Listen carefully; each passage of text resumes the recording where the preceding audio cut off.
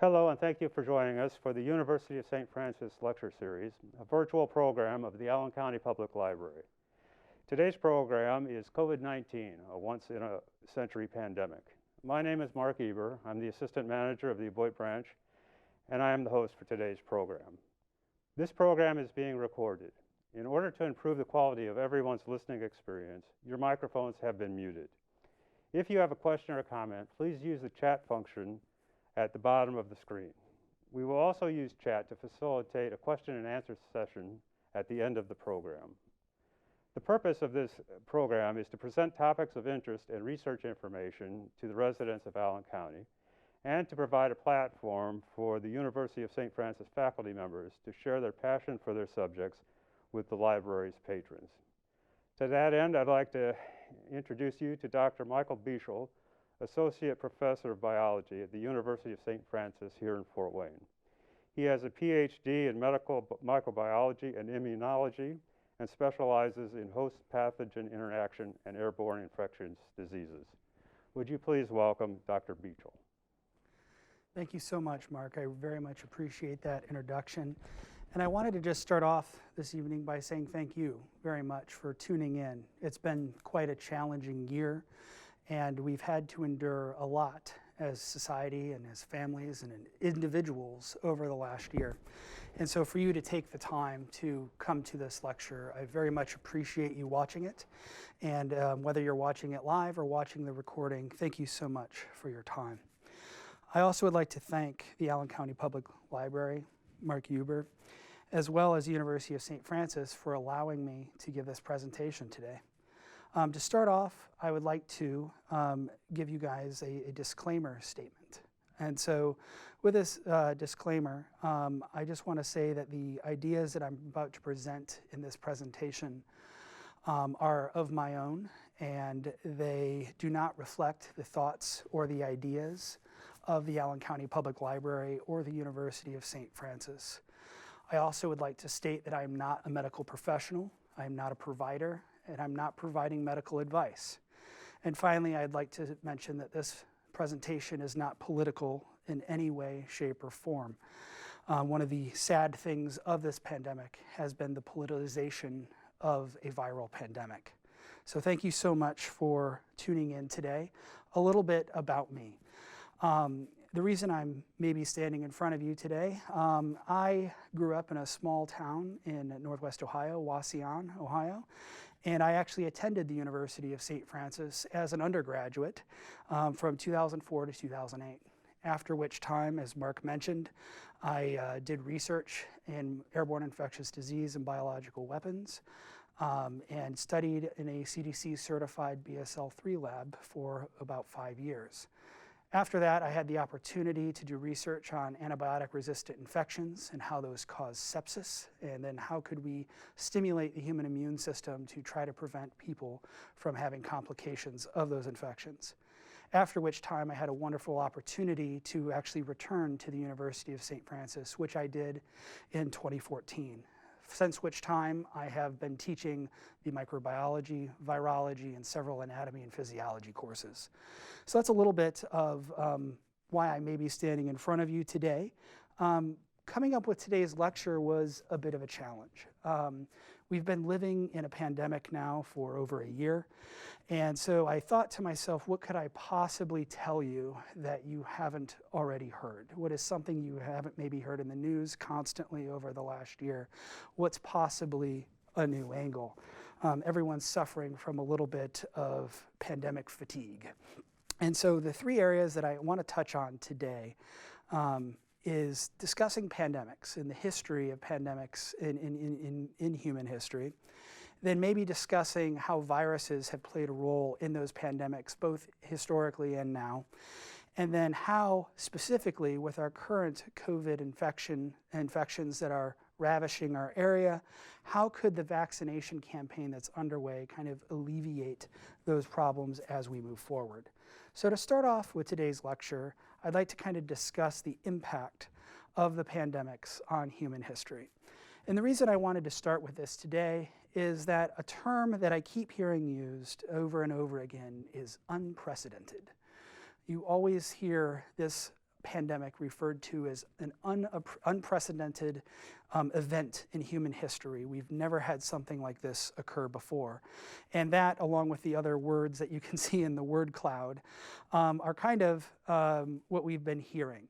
And so the first question that came to my mind was, well, is this event truly that unprecedented in human history? This was further kind of ramped up in social media, so to speak. And one of the memes that really took hold towards the beginning of this pandemic is on your screen now. And it paints this picture that pandemics happen on the century, every 100 years. And the question that I wanted to ask is, well, is that actually true? First off, we can just say that the years that are on this slide are a little fudged, and so we'll be going over that. But before we can dive into this conversation too much, I wanted to first clarify what actually is a pandemic. So on your screen, you can see a pandemic is defined as an epidemic occurring worldwide or over a very wide area, crossing international boundaries and usually affecting a large number of people. Now, what's interesting to note in this definition is that this definition does not talk about population immunity, virology, or disease severity. Also highlighted on that slide, you notice that I highlighted the word epidemic. So how do we know even what an epidemic is in this definition? Because these words often get used interchangeably, however, they're not interchangeable. So what is an epidemic? An epidemic is an outbreak where there is a sudden increase of cases. And this could be of any infectious disease. It could be of a variety of illnesses. But if you see a sudden spike in those cases, it can become labeled an epidemic. And so, and as an example, you can see as SARS-CoV-2, the current virus outbreak, began spreading in Wuhan, China, it was termed an epidemic because it was a high number of cases in a localized area. And actually, it was declared an epidemic on New Year's Eve 2019. Personally, I won't forget that date because I remember watching Dick Clark's Rockin' Eve, waiting for the ball to drop. And they cut into that broadcast to say that the new virus that was circulating in China had now been labeled an epidemic. And with my infections background, my ears perked up a little bit. From that point forward, the cat kind of got out of the bag, so to speak.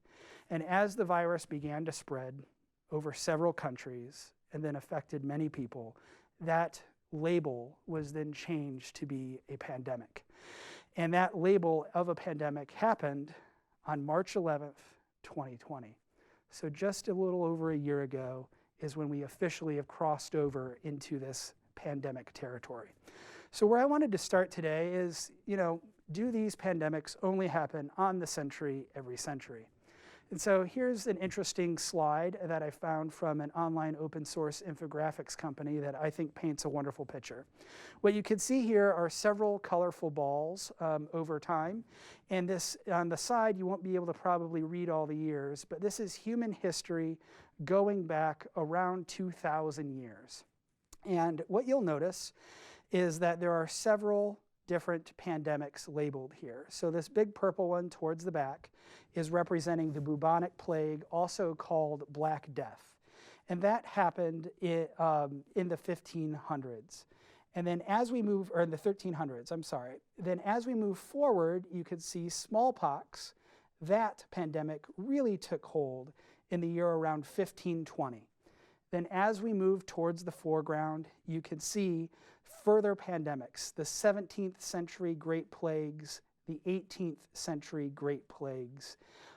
Cholera was a major issue in the early 1800s and 1900s. And then as we moved on from there, we ran into Spanish flu in 1918. And then moving towards the next large ball that you see on the screen is the HIV/AIDS pandemic that really took hold in the 90s. And so as you start to look at these numbers and these plagues, a few things start to tease out. First is it is not every 100 years, as social media would like you to believe, but seemingly once a century or so. there are pandemics that occur. Also, an interesting thing is when you look at the causes of these pandemics, a lot of the older pandemics, starting with the bubonic plague coming forward to these cholera pandemics, are mostly bacterial in origin, causes of like Yersinia pestis and other bacterial infections.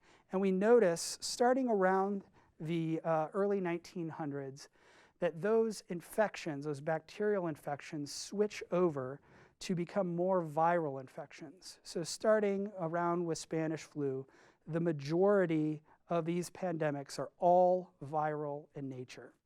So kind of an interesting transition. What could be causing that? Well, part of it has to do with society. As society developed and we got clean water supplies and had access to sanitary sewers, that really started to shut down a lot of the bacterial plagues that we used to see with the bubonic plague and the 17th and 18th century plagues. As we got access to clean water, those went away. Now, I don't want you to think that they just are gone. For example, cholera is still widely found in third world and developing countries that do not have great access to clean water supplies. And anytime there is lack of access to clean water, you can see cholera epidemics and possibly pandemics pop up. But again, as we move forward to more of these recent occurrences, we're seeing this trend or this switch towards viral infections. Another way of graphing this data is shown here. And what I would like to just show you is that they've chosen to graph this data as the number of fatalities. And so it's an interesting way of graphing data, but often that's how pandemics are measured, is in human life. And you could see the bubonic plague was devastating, 200 million lives lost. And as we work our way down this list, you can see that there is a large assortment of pandemics. And our current COVID-19 pandemic, we're right approximately at 2.7 million lives lost. So is this exactly unprecedented? Not exactly. Is it still devastating? Absolutely. To put it in a different way, this group, this visual capitalist data stream group, chose to graph the data as a factor of the world population. So you could see just how devastating the bubonic plague was. It actually wiped out over half of the world's population at that time. And then as the world's population increased, the percentage of the total world's population went down. However, currently with our COVID-19 pandemic, we unfortunately have lost 0.3% of the entire world's population. And so takeaway message from this first segment is pandemics have been part of human history for thousands of years. They do occur semi-regularly, and though the dynamic of these pandemics is changing, we can expect them to be part of humanity. So now that we know that these viral pandemics seem to be taking over, I think it would be good to understand some basics about viral infections. So I wanted to start at the beginning in case you're not exactly sure what a virus is. And so the definition that I want to talk about today is on the screen. It's an infectious, right? Meaning that you can infect either other people.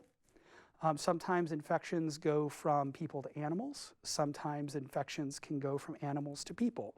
Those infections coming from animals to people are called zoonoses. But the fact remains that the infections, the virus is spreading from one cell to another. And then the next part of the definition, an obligate intracellular parasite. This part's very important. Viruses must be within cells to replicate. If the virus is not inside of a cell, it is not able to divide. That's an important fact because even though viruses can persist outside of cells, in some cases for hours or maybe even a few days, they cannot replicate outside of a cell. And so that's where the obligate intracellular part comes. And they're a parasite. They're considered a parasite because they are using your own host cell machinery to do this replication process. If we physically look at the viruses on the right-hand side of here, there are two major categories, naked viruses on the left and enveloped viruses on the right. But they have a lot of commonalities. The first part is the genetic material. Viruses will have some type of genetic material, which we'll talk about here in a moment. They also are going to surround and protect that genetic material with various proteins. And that protein coat is called a capsid. And both the naked and the enveloped viruses have that protein coat. In addition to that protein coat, they have these spike proteins, which we'll be talking about throughout the lecture. Again, they're called spike proteins or glycoproteins. They are very, very important for a virus's ability to bind to and infect your cells. And last but not least, some viruses are enveloped, meaning that they're surrounded by host cell membranes. So actually membranes from your cells are surrounding these viruses. And unfortunately, with SARS-CoV-2, our current virus, it is an enveloped virus. So those are the basic pieces or components of a virus. So if we drill down a little bit more, I think we should talk about the actual nucleic acid or the genome. When I say the word genome, genome is referring to the full complement of either DNA or RNA carried by the virion. Now, an interesting factoid is that viruses contain either DNA or RNA, but never both. And that's interesting because as biologists, we very rarely get to say absolutes. And so to be able to say that we've never found a case of a mixed genome, a DNA-RNA virus, where they're combined, is kind of a fun fact. But viruses are either DNA or RNA. Why does that matter? What implications does that have? Well, looking at this infographic, you can see that DNA viruses or RNA viruses are the two major categories. DNA viruses tend to be very complex. They have several different skill sets that allow them to evade your own host cell immune systems. And they tend to be long-term infections. So if you were to get a DNA viral infections, in many cases, those viral infections can be lifelong infections.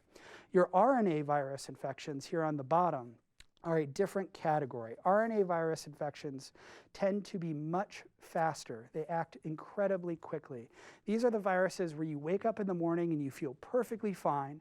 However, by lunchtime you feel ill, you're puking your guts out, you're having a terrible day. In that case, you're probably dealing with an RNA virus. Many RNA viruses you're probably used to hearing about. For example, the common influenza virus. Influenza virus is a single-stranded RNA virus. Interestingly enough, coronavirus, causing our current pandemic, is also a single-stranded RNA virus. So in that sense, in that particular absolute sense, coronaviruses and influenza viruses are similar, but their similarities very quickly stop there. So just to be very clear, influenza viruses and coronaviruses are different categories, even though they have the same type of genome.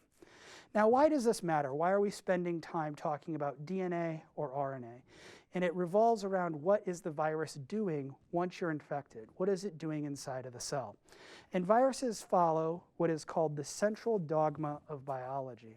The central dogma of biology is this process of moving genetic information around, and it's what all cells, as far as we can tell, follow this basic set of rules. So if we were to look at your cells inside of your body, you are going to have a cell membrane. Inside of that cell membrane, you'll have a nucleus, shown here in purple, and inside of that nucleus is where your DNA hangs out. This DNA is your genetic material. It's what makes you you. And that cell needs to use that DNA to tell the rest of the material in that cell what to do. However, that DNA is stuck inside of the nucleus. It cannot get out of the nucleus. It does not escape. So that being said, the DNA has to be able to send a message. And it does that through a chemical process called transcription, where it produces a molecule called RNA. All right, RNA, and in this case, we're specifically talking about mRNA, which stands for messenger RNA. Now, messenger RNA is different in that it is single-stranded, it's smaller, and it can physically fit through these small holes in the nucleus called nuclear pores. As that mRNA escapes the nucleus, it goes into the cytoplasm, or the water of the cell, and in that cytoplasm of the cell, it is read, that message of the RNA is read by a molecule called a ribosome. And that ribosome is going to produce a protein or a series of proteins based off of whatever that message says. Just to be clear, again, DNA, shown here on the left, is double-stranded, is made up of several different types of base pairs, and resides in the nucleus. RNA, shown here on the right, is single-stranded, has some similar base pairs, but others that are different, and it prefers to go into the cytoplasm. So if you have RNA being produced in the cell to make proteins, that's the normal strategy that your cells are using. It's also the strategy that your RNA viruses use to hijack your cells. So if a cell becomes infected with an RNA virus, that RNA is able to start producing viral proteins very quickly. And here's a brief video showing you how this process occurs. So here you can see this long-stranded RNA. It looks yellow, and it's hanging out in the cytoplasm in the cell. And what you're going to notice here is that messenger RNA is going to be attached onto by that ribosome, the host cell machinery, that is literally going to read that messenger RNA as a ticker tape. So as it pulls the ticker tape through the ribosome, it is reading the message and telling these green molecules, which are called transfer RNAs, to bring the red molecules to the ribosome in a very specific order. The red molecules that you're seeing here are amino acids. And as you stack amino acids together in a very specific sequence, like a pearl necklace, those amino acids become what are called polypeptides, and those polypeptides are what fold up to become a protein. So as you can see on your screen now, you can see that ticker tape being pulled through. The mRNA, the message is being read by the ribosome, and those amino acids are being linked together ultimately to create or translate the protein that is being made. So any virus that has mRNA involved can start making these viral proteins once infecting your cell. And you can see sticking out up top here, this red molecule is the new protein, the new viral protein being made. So using that mRNA, you can see how the virus more or less hijacks your cells using your own cell machinery to produce its own proteins. Once it's done that, this virus has effectively hijacked the cells and it's making its own proteins. Then what happens? Well, the virus basically turns into a Xerox machine where it starts making copies of itself. And it does that through a very specific process shown here. So again, we are just talking about that mRNA being read to get amino acids in a specific order to make viral proteins, allowing the virus to take over the cell. Once it does that, you produce virions that will be released, and they will absorb or attach to new cells. They will penetrate that cell, go into the cell. That virion will be uncoated, in which in that new cell, it will start again making more copies of itself in a synthesis stage, where it's literally making more copies of the viral proteins and the viral genome. Once all the pieces are produced, then they are assembled into new viruses and then released. So now we have a basic idea of how viruses get in and take over the basic machinery of your cells. So what's happening with this current coronavirus pandemic? Well, I think it's fair to start off by saying that coronavirus is a very general term. There are several different versions of coronaviruses, and so for the purpose of this talk, I think we should narrow it down. And what I've done here is I've narrowed it down specifically to the human-to-human transmissible coronaviruses that are able to cause pandemics. And you can see that there's been a series of them over time. So our very first human-to-human transmissible pandemic-causing coronavirus was called SARS-CoV-1. And SARS-CoV-1 caused the disease severe acute respiratory syndrome, or SARS. And as this virus took hold nearly 20 years ago, in 2002 and 2003, what happened is this virus was pretty nasty. It had a lethality rate, a general lethality rate of around 10%.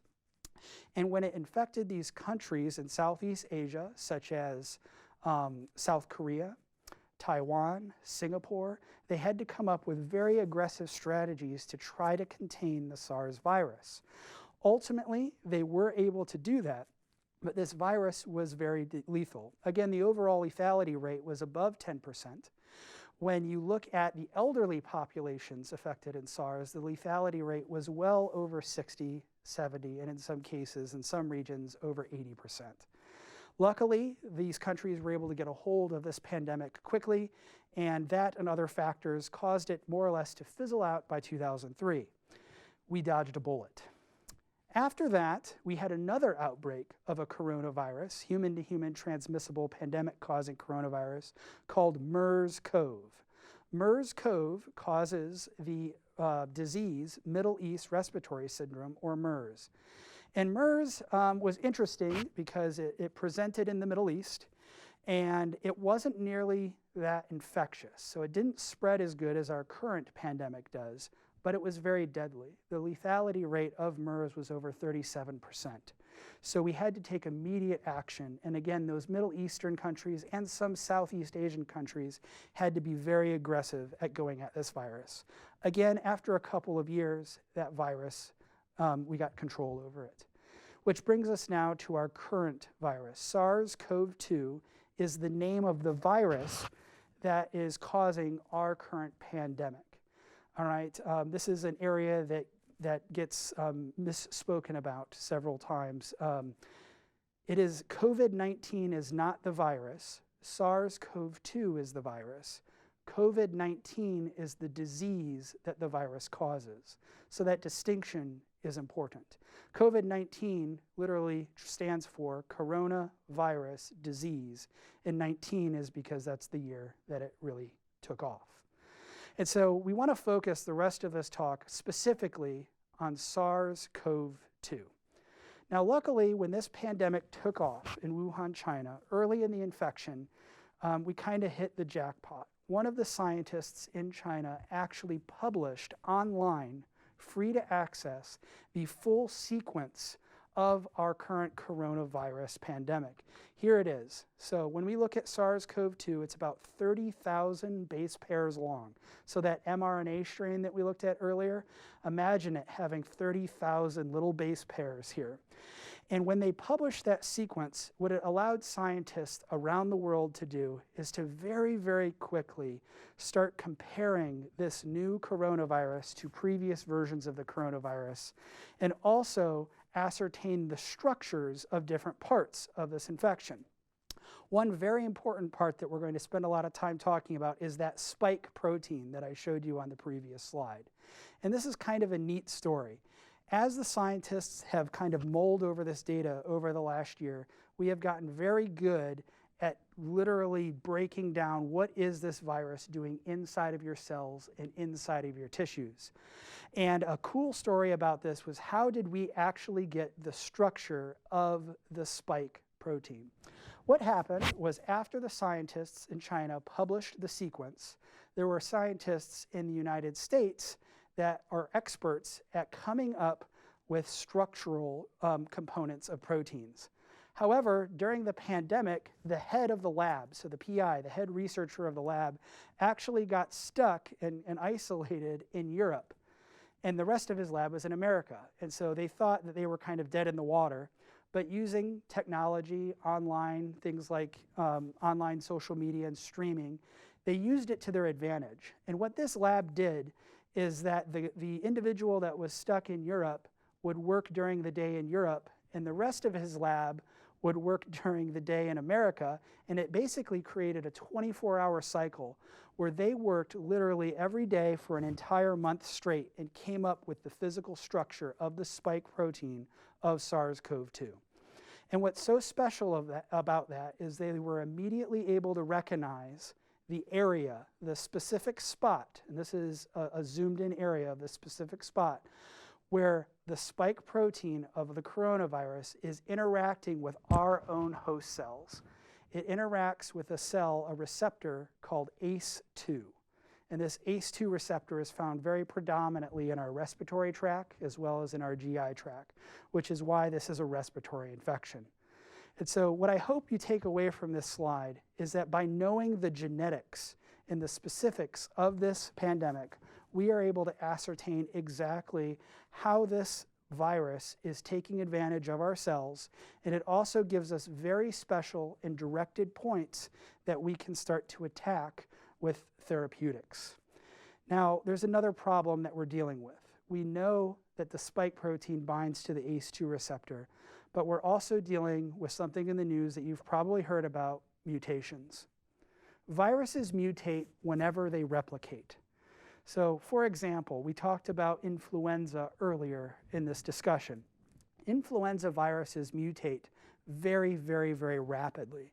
So rapidly, in fact, that we have to get new flu vaccines every single year. The reason we have to do that is that the strains have mutated so much in 1 year that the previous year's vaccine is mostly ineffective. Now, that sounds scary because we talked about how these coronaviruses are also RNA viruses. And so are we expecting that level of mutation? And the short answer is no. Luckily, coronaviruses have a mutation correction mechanism where they're able to fix most of the mutations that are occurring. So do mutations occur? Yes, they do. Do they change the way that the virus infects cells? Yes, they do. But are they happening at the same rate as other viruses? Luckily, no. What does this mean for us as we move forward? Well, even at the beginning of the pandemic, during my first podcast, in fact, I put up this image, and this is a publication where they showed very early in the infections that there were several strains of the SARS-CoV-2 virus. And beyond that, several strains, there were many dozens of variants of the virus. This is a fact that we're going to have to deal with as a society. In addition to these several strains and variants, and you couple that with the technology that we have today, we're actually able to track where do these variants end up around the world. So here's just a simple map showing where the 8 major coronavirus strains started and where they've traveled around the world. And for those of you that are in the Fort Wayne area, a cool experiment that we can look at is if we look at Fort Wayne, we can track the data and show that the 2 major strains that are currently here in Fort Wayne predominantly came from South Africa, which is this really kind of mutated, highly infectious strain that we're planning on taking over in terms of the dominant strain in this area. That South African strain came in through Chicago O'Hare Airport. Additionally, we can track the other major strain, which is the European strain, and that European strain we can track all the way through it was Detroit International. So not only do we know mutations are coming, and we know that mutations are here, we can track where they're coming from and where they're going. Luckily, the mutations that we're seeing, other than changing the infectivity rate, haven't changed the overall kinetics of what happens once you're infected. So what we're seeing is if an individual is exposed to coronavirus. So here you're seeing a graph that's showing the overall symptoms that a person that has coronavirus or COVID-19 might present with over time. And at the very beginning, this says -5. So this is -5 days from when you start to feel sick. That's when you're exposed. So when you're initially exposed to coronavirus, we know that you will actually start replicating and producing that virus and shedding small amounts of virus in as little as an hour. Then that virus will start rapidly replicating over a 5-day incubation period.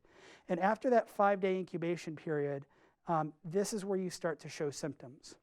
And so if you start feeling sick from COVID-19, that means that you were likely exposed and contracted the infection 5 days prior. Now from that point, we'll call that day 0, where you start to feel bad, you will start to develop mild to moderate illness over the next week. So that lasts from day 0 up to about day 5 or 6 post-infection. Now this is where a turning point happens. Some people, if they show symptoms and they have mild illness, they'll start to get better over the next several days. So maybe for many individuals by day 10, they no longer feel sick. However, other individuals will start to get worse over the coming days. And this is where we'll start to see around day 8 or 9, post-onset of symptoms, hospitalization, shortness of breath, respiratory distress, and possibly eventually ICU admission. So we know that this is the kinetics of what's happening once the virus gets in and starts presenting as a disease. So now that we know a little bit about how this virus is working inside of the cells, we should probably talk about the vaccine. Right? We've had a large array of new vaccines that have recently hit the market. And because they've hit the market so quickly, and there's such a variety of vaccines, there's a lot of confusion, there's a lot of frustration, and in some cases there's a lot of distrust. And so what I hope to do here is kind of discuss these vaccines. How did we get them so quickly, and are they really effective? So let's size them up. This chart shows the majority of the major players that you may have heard of in the news. So the Pfizer vaccine here in the United States is an mRNA vaccine. We'll talk about what that means here in a little bit. The Moderna vaccine is also an mRNA vaccine. The Oxford University or AstraZeneca vaccine is going through the approval process now.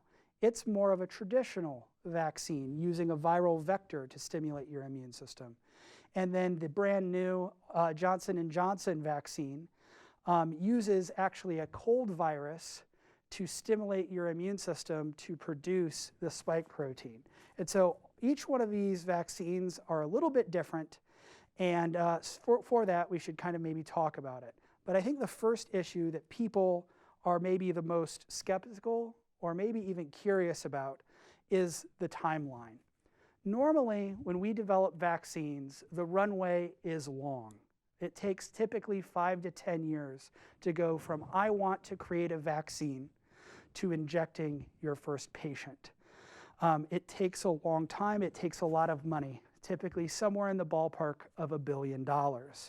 And so the first question that you hear over and over, if this process truly takes 5 to 10 years, then how do we have all of these different vaccines available only after a year? Fair question. And the answer has to deal with several factors. So if we look at this timeline here, again, normally 5 to 10 years, and you'll notice that it's linear. Every step happens one after another. The reason that those steps are linear is that these companies are investing, again, upwards of $1 billion to try to develop the drug. So if you're a pharmaceutical company, you don't want to continue developing something that's not going to work. And that's what largely extends this process, is events happen one after another.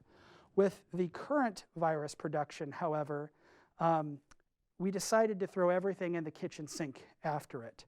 The development and discovery phase, which normally takes years and testing tens of thousands of molecules, that phase was greatly shortened because we used the tricks that we learned with SARS-CoV-1 and MERS, nearly 20 years of vaccine testing to put it towards, that information went towards the development of the SARS-CoV-2 or the COVID-19 vaccine. As a matter of fact, SARS-CoV-1 at one point had upwards of over 90 vaccines in phase 3 clinical trials. And most of them, none of them actually made it through phase 3 clinical trials. That's why we call phase 3 clinical trials the valley of death. Usually it's just pharmaceutical companies throwing millions and millions and billions of dollars into a hole and never getting a product out of the end. Things were different with COVID-19, however, because we used the lessons that we learned from SARS and MERS to expedite the way that we discovered and went after this current pandemic. The lessons that we had learned is that with SARS and MERS, we know that we need to attack that spike protein. If you can neutralize the spike protein, you can neutralize the virus. So that lesson told us right where to focus from day one. Then the preclinical trials and the clinical trials, so phase 1, phase 2, and phase 3 clinical trials, were very, very quickly accelerated. We discussed how those scientists discovered the structure of the spike protein in 1 month. That's unprecedented. What's also unprecedented is from the time that there was a discovery of that spike protein structure to the time that the first patient was injected for phase 1 clinical trials was 14 days, 2 weeks. That's incredibly fast. The other thing that was accelerated was, in this graph, I don't know that shows it the best, was the manufacturing process. The manufacturing process actually happened during the clinical trials, and so maybe this blue section should be stacked with the human clinical trial portions. Because what ultimately ended up happening was the pharmaceutical companies were taking orders from governments for millions and millions of dosages. And so they said, look, we can't wait to see if this works before we start making it. Let's make it, and if the vaccine works, we can use it. If it doesn't work, we'll throw it in the trash can. But because of the amount of money that governments were throwing at these companies to accelerate this process, there wasn't the risk. There wasn't the risk of failing. And so I'm sure there are several vaccines that have never made the light of day, that failed clinical trials, that were just thrown in the trash can. But luckily, we've gotten several new ones. So that really helped shorten the runway. Another thing that really helped is the advent of these mRNA vaccines. mRNA vaccines are a little bit different than traditional vaccines. What happens with an mRNA vaccine is that you make synthetic mRNA. In this case, that will make the protein, the spike protein, and you put that into a small membrane-bound vesicle, and then you inject it into someone's arm. And what this principle does is it follows the same ideas as the central dogma of biology.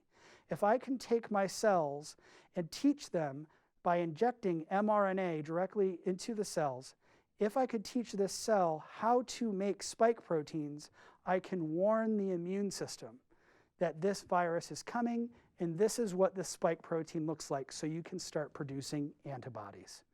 So we had the distinct advantage of knowing that we need to attack the spike protein, and we even knew what part of the spike protein we needed to attack.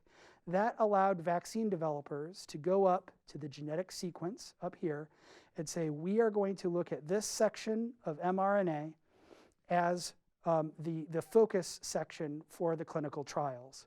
So when you are getting an mRNA vaccine, you are literally only getting a small segment of mRNA that accounts for the small segment of viral proteins that is going to allow you to produce effective antibodies. Really cool, revolutionary strategy.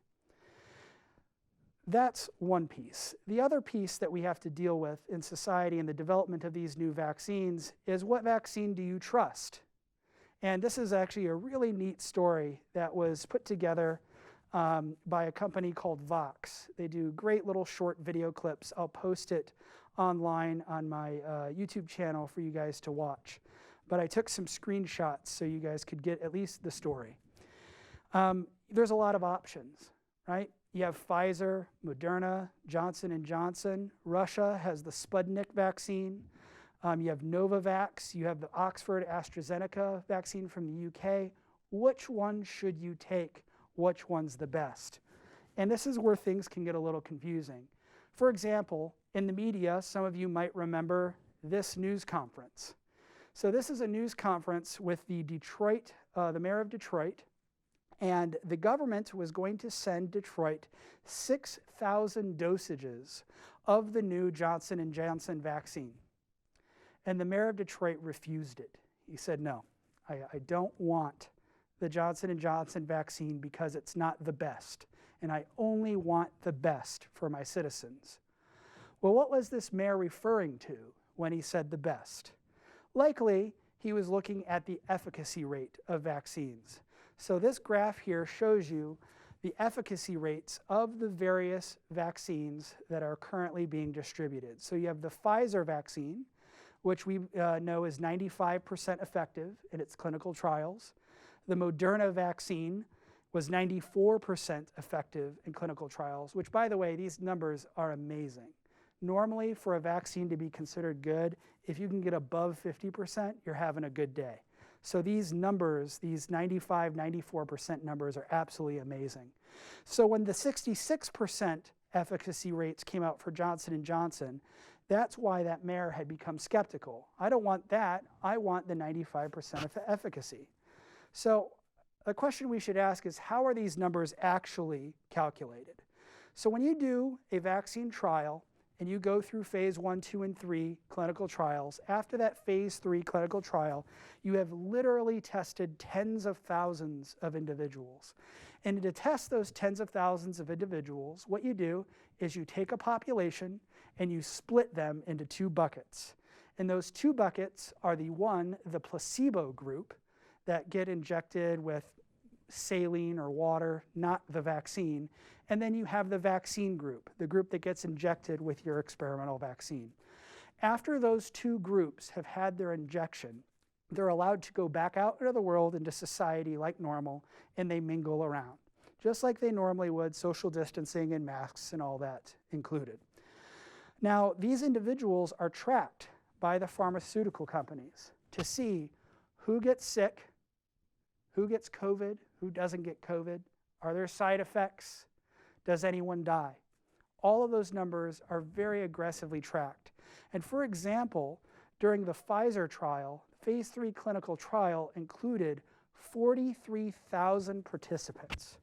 And of those 43,000 participants, only 170 people ended up getting sick. So how do we calculate the efficacy of the virus with that 170 people? Well, what you do is you say, what group were these individuals a part of? And in this specific case of the Pfizer vaccine, the placebo group contained 162 of those sick individuals, whereas the vaccine group contained 8 of those sick individuals. So let's say we were to run this experiment again, and there was equal numbers on both sides. The placebo and the vaccine had equal numbers on both sides. That would mean that the vaccine had no efficacy, 0 efficacy. However, with this specific example from Pfizer, this vaccine showed an efficacy rate of 95%. Now, what most people interpret that 95% efficacy to mean is that if I were to take, here on the left, if I were to take 100 people and inject 100 people with the vaccine, 5 people are going to get sick. That's how most people interpret that. And that is not true.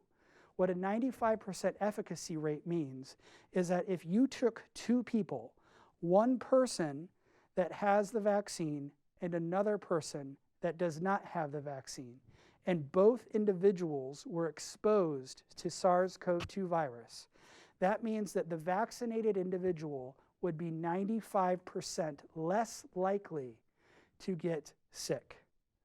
All right? And that is per exposure to COVID-19. So in this case, this person is 95% less likely to get sick than the unvaccinated individual. The other thing to consider when looking at these efficacy rates between these different vaccines is, are we comparing apples to apples or apples to oranges? And the devil's in the details. So if we were to look at this graph here, this is a graph of all of the new COVID-19 cases in the United States over the last year. And what you could see is that starting last March, we saw an increase, then we saw a lull, then we saw a spike after 4th of July, and then kind of another lull before the holidays. But then after Thanksgiving and Christmas, we saw an explosion of cases, which have then since started to decrease.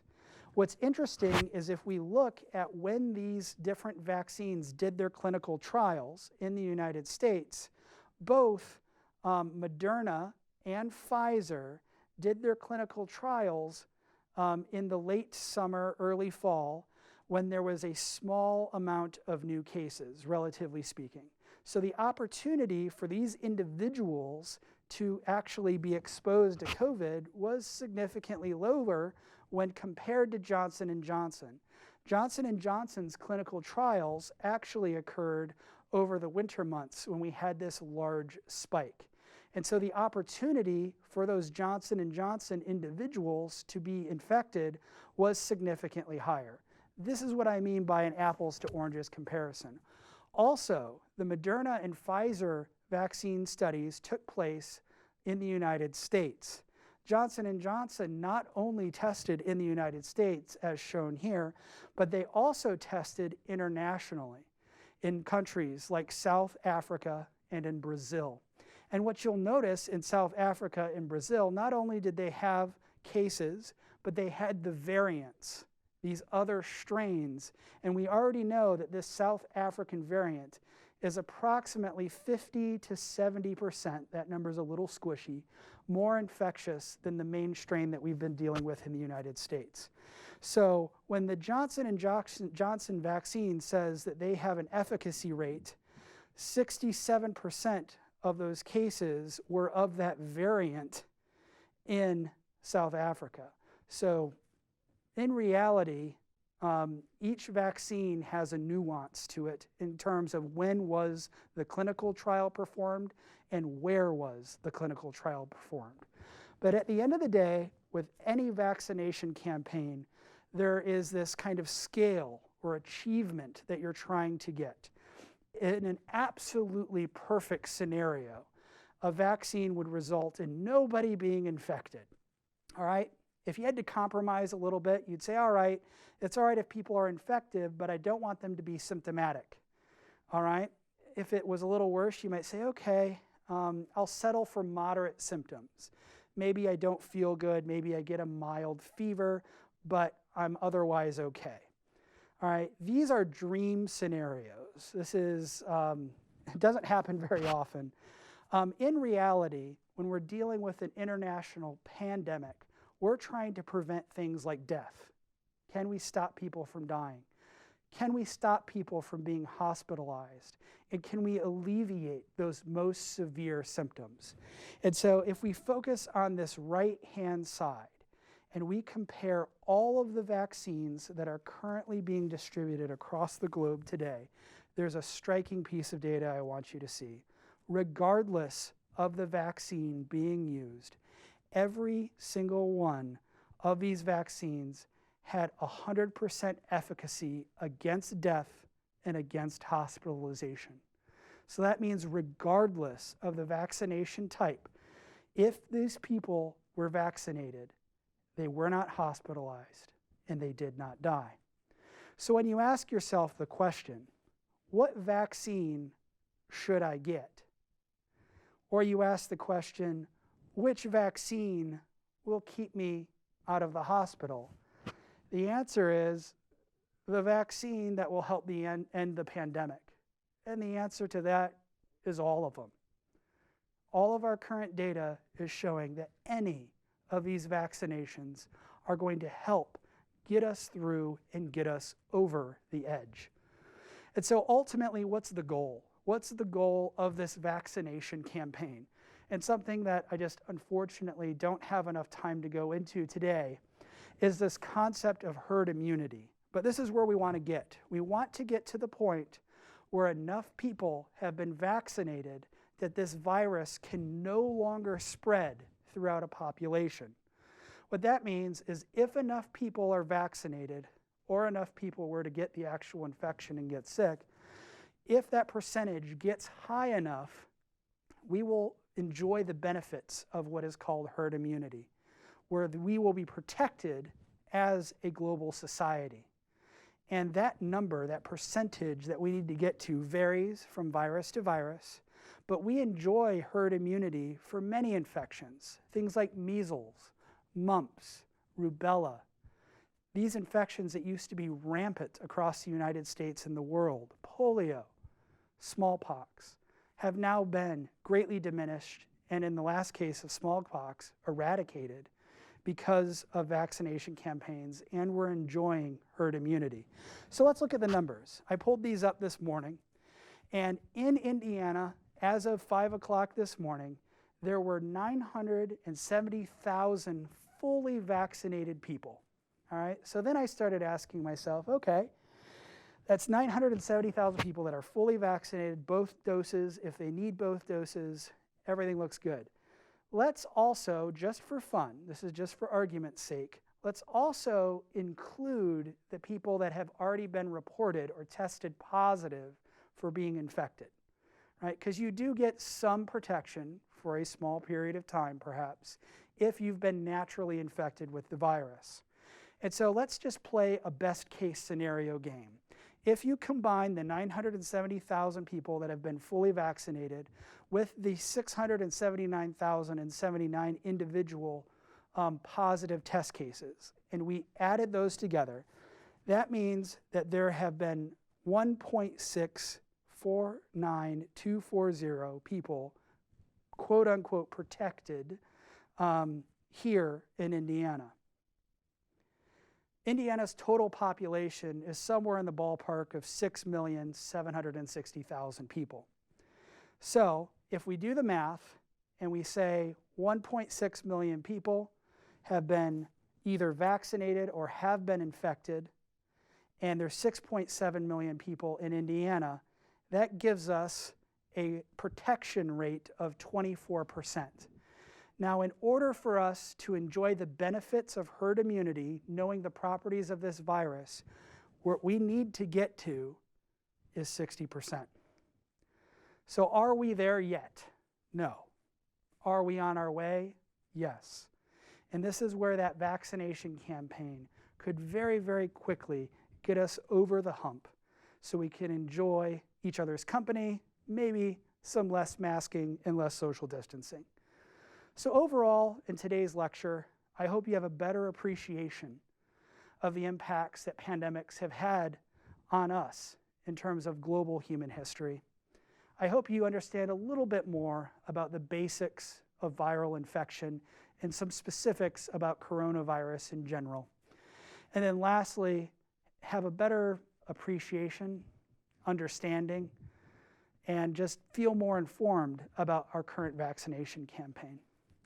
So I wanted to end today by saying thank you. If you want to contact me, my email is on the screen. I also have put up a QR code that you could scan with your phone that will send you to my podcast page if you wanted to look at some podcasts that I released at the beginning of this pandemic. There's a lot of great information that my students in my virology class put together to try to inform the public a little bit more detail than I provided today about our current coronavirus outbreak. So thank you so much for your time, and I really look forward to your questions. Fantastic. Thank you very much. Thank you. Terrific. As Dr. Bechill said, if you'd like to ask questions or make comments, please feel free to do so by entering the text into the chat function of your Zoom program. I will then read your questions to him so he can respond. Earlier, someone asked, thank you, Dr. Bechill, for the presentation. There are several theories and myths about the origin of the virus lab created in a lab, I think. Yeah. Or else. Can you talk to that a little? Yes, great question. Fantastic question. And what I can tell you is that the CDC and the World Health Organization, both organizations, are very, very good and well equipped at tracking the origins of viral infections. And something that's really amazing is they've actually been able to track this coronavirus outbreak back to what we call patient zero, or the first infected person from this pandemic. And what is interesting about that infected person is that that person became sick, they became symptomatic on December 8th, 2019. Okay, so we know that that person was exposed 5 days before that. Another interesting fact is that individual, that patient zero, did not physically go to the market that is widely attributed to the origins of the outbreak of this current pandemic. However, that individual's parents did. So we have a case where we know that we can track things back to patient zero. We know that that person didn't go to the market. The individual's parents did. And then additionally, the World Health Organization has been able to show simultaneous transmission of this virus in the region.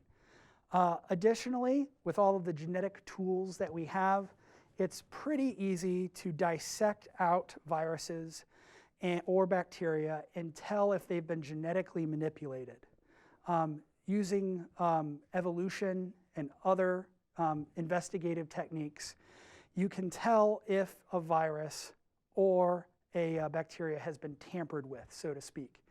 And those studies have been done, and there has been no factual evidence to show that this was a man-made or constructed viral infection. Now, I agree that it is interesting that there is a BSL-4 facility in Wuhan, China, but the fact that there is a BSL-4, which is the highest level where you study the most dangerous of the dangerous things, that does not inherently mean that this is a constructed pandemic. There is no genetic evidence pointing to that, and the World Health Organization's been able to actively track the progression of this infection. Wonderful question, thank you. I keep hearing that although the virus is not particularly deadly, it is highly infectious. Yeah. And you talked about how it is mutating on some level each Correct. time it's transmitted. Correct. Will the medical professions have to chase the virus over time in terms of developing new vaccines like they do with the flu vaccine each year, or will it be stable enough that they won't have to do that so much? That's a wonderful question, and the answer is in between. Our current best guess is based off of the mutation rates that we're seeing, the new strains that are emerging, the variants that are coming off of those strains. Our current best guess is that the vaccines that we're administering today should be effective for at least 2.5 years, maybe 3 years, before we'll have to start doing maybe an updated vaccination or something like that. So it's not projected to be like the flu vaccine where you need a flu vaccine every year to protect yourself, but we are anticipating, just because of how widespread this pandemic is and the characteristics of the mutations, that this virus isn't going to just fizzle out and go away, and that we will have to have vaccination campaigns moving forward every few years or so. Okay, great. The governor just announced that we're lessening some of the restrictions, and people all around, politicians all around the country are navigating that, you know, and as you say, it's a political matter in some ways, so it's very difficult to know what, I don't want to ascribe any motives to anybody, but what are you telling your friends and relatives at this point? Yeah, so what I like to tell my friends and relatives is we're close, but we're not there yet. We can see the finish line, right? But we haven't crossed it. And so in some ways, the end of the pandemic might be just as hard as the beginning of the pandemic. In the beginning of the pandemic, we were learning what was happening. In many ways, this is the first time in most people's lives that they've seen science play out live, right? And science done in real life, in real time, is dirty and messy. But as our knowledge improves, we get a better idea of what's going on.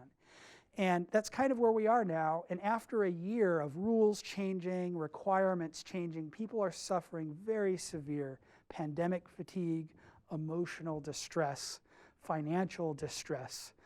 And so what's important to realize is this last section might be the hardest, but it's still necessary. And so what I tell my friends and family is, you know, you're out in public, mask up for the time being. If the public chooses to go get vaccinations, and that's ultimately going to be a choice, if we can get that herd immunity to 60%, we can go back to life basically as normal. But we have to make a deal as society that we're going to vaccinate and we're going to get to that 60% as quick as possible. In an ideal situation, if the vaccines were available, I could see a dream scenario where by the end of April, beginning of May, we could be back to the new normal if people vaccinate. What do you think the continuing effect of, well, I'm thinking like in terms of third world countries, for instance. I can understand that the AstraZeneca vaccine is relatively cheap compared to the Moderna and the Pfizer vaccines, for example. So there's some, and easier to transport and whatnot. So there's some hope that they'll be able to mass produce it and send it to third world countries affordably and things like that. And you have apparently a big spike in cases in Europe and whatnot. What does the global compact have to be so that international business can continue? That I can go visit my relatives in Germany if I have them, or something like that. Yeah, exactly.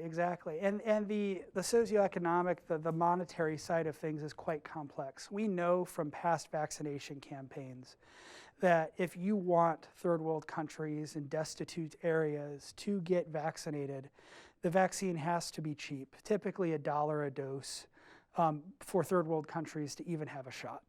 And so the fact is this is not going to be a symmetric distribution. There's going to be asymmetry where the rich countries, frankly, are going to get vaccinated first. Hopefully, we can distribute vaccines to third world countries, especially those cheaper ones that don't need the aggressive refrigeration.